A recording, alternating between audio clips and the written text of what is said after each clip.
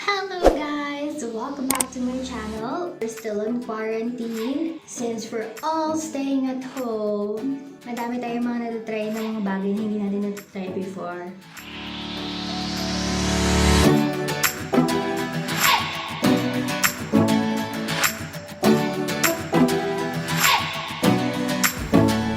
Ever since na nag-work from home ako, there's a lot of things that I've tried.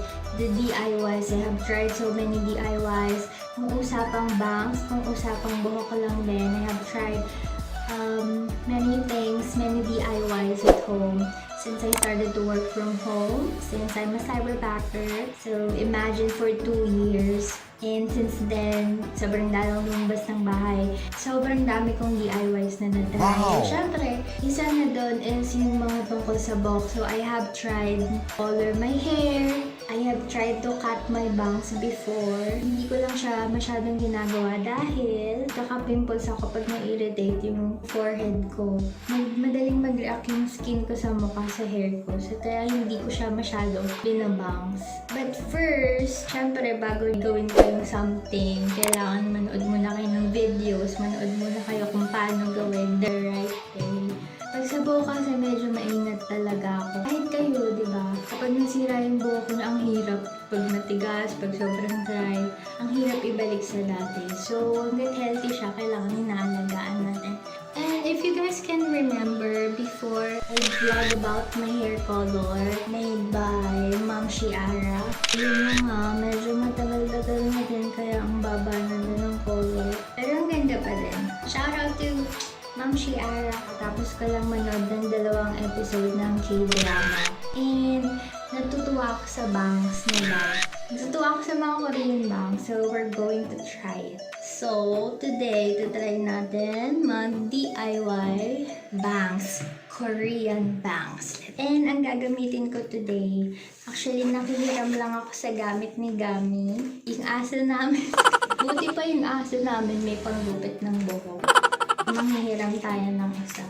Sa hair, pag sa gupitan talaga, sobrang dalang kong magpagupit. Hanggat maaari, kung hindi kailangan magpagupit, hindi ako magpapagupit. Kaya din iniiwasan kong magpagupit. Dahil kapag say napahaba ko na yung hair ko, ang goal ko lang kaya ako pumunta ng salon is to trim yung hair kapag sobrang kapal na ng dulo. Kahit sinasabi ko na, ayoko po ng maiksi, ganyan. Gusto ko sobrang konti lang yung ibawas. And then pag tapos na gupitan, hala, kalahating yung nabawas. So yun, hanggat maaari hindi ako magpapagupit. And I haven't tried to cut my hair, yung dito sa lower part.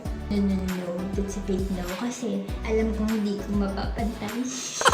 Well, for the bangs kasi kaperaso lang naman.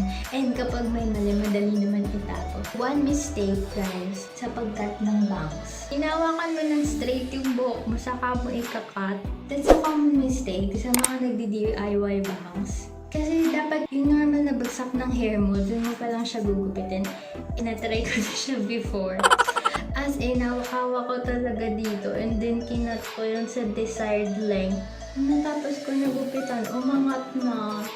Kasi ang normal is medyo naka-curve, diba, yung hair. Pero pag hinatang mo ganyan at kinupit mo, mapupunta yan dito.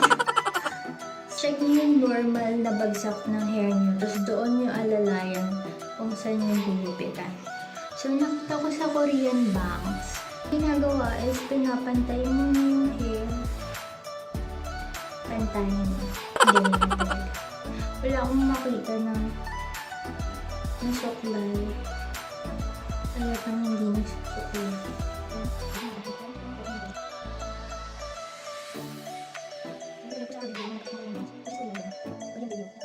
Ganyan siya. Parang mag-form ka lang on the middle. Normally, we cut our bangs straight, diba? Like, igaganyan natin. Gaganyan natin, saka natin gugupitin. Nagiging parang Dora yung ending ng bangs natin. So, sa Korean, ang style nila sa pagkat ng hair is nag-start sila sa middle. Let's see. There. So, hindi siya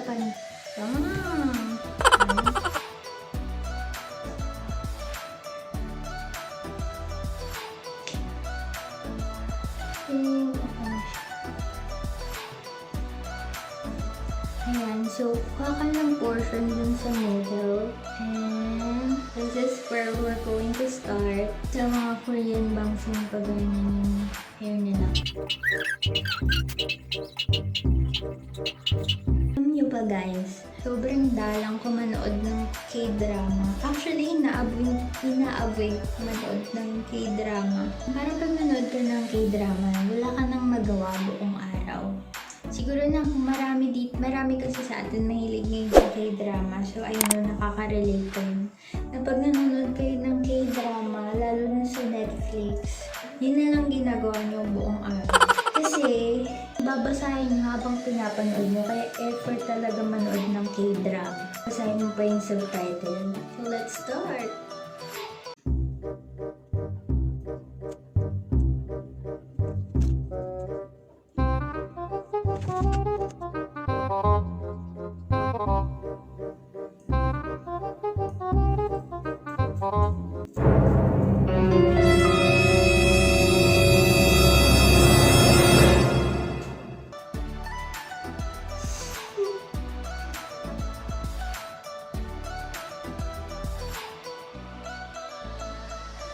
No.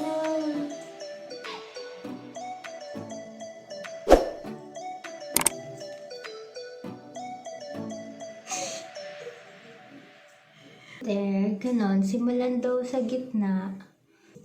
Dapat yung dito sa side, i-ready yun na. So, ako inipit ko yung hair ko para hindi ko masama yung ibang hair kasi baka magupit ko din. So, since bangs lang yung goal natin, dito lang sa side. So, ang goal natin is pag ganyan.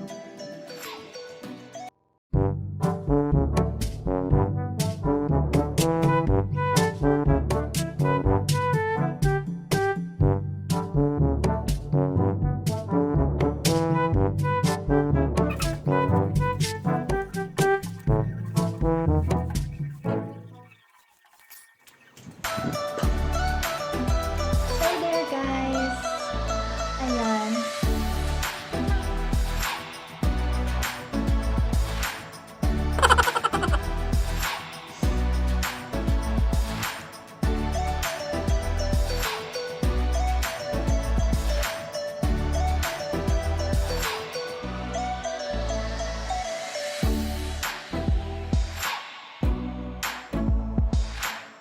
Ay ate, pabili nga po ng pain reliever.